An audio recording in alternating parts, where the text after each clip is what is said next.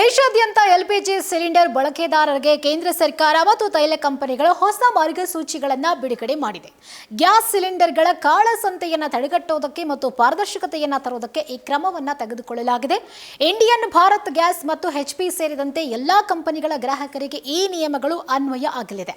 ಹೊಸ ನಿಯಮದ ಪ್ರಕಾರ ನಗರ ಪ್ರದೇಶದ ಗ್ರಾಹಕರು ಒಂದು ಸಿಲಿಂಡರ್ ಪಡೆದ ನಂತರ ಮುಂದಿನ ಬುಕಿಂಗ್ ಮಾಡೋದಕ್ಕೆ ಕನಿಷ್ಠ 25 ದಿನಗಳ ಕಾಲ ಕಾಯಬೇಕಾಗುತ್ತೆ.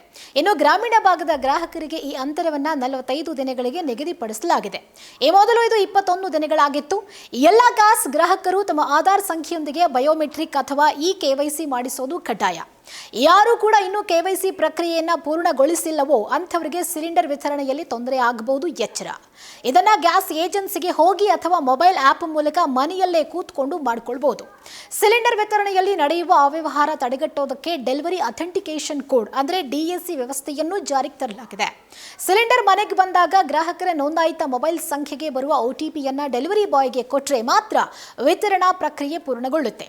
ಒಬ್ಬ ಗ್ರಾಹಕರು ವರ್ಷಕ್ಕೆ ಗರಿಷ್ಠ 15 ಸಿಲಿಂಡರ್ಗಳನ್ನು ಮಾತ್ರ ಪಡೆಯೋಕೆ ಅವಕಾಶ ಇದೆ.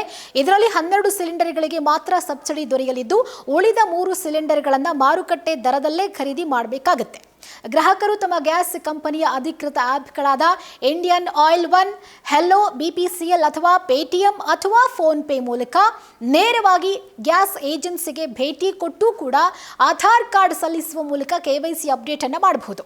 ಈ ನಿಯಮಗಳು ಗ್ಯಾಸ್ ಸಿಲಿಂಡರ್ಗಳ ದುರುಪಯೋಗ ತಡೆಯೋಕೆ ಜಾರಿಗೆ ಬಂದಿದ್ದು ಸಕಾಲದಲ್ಲಿ ಕೆವೈಸಿ ಅಪ್ಡೇಟ್ ಮಾಡಿಕೊಳ್ಳುವಂತೆ ಗ್ರಾಹಕರಿಗೆ ಸೂಚನೆ ನೀಡಲಾಗಿದೆ.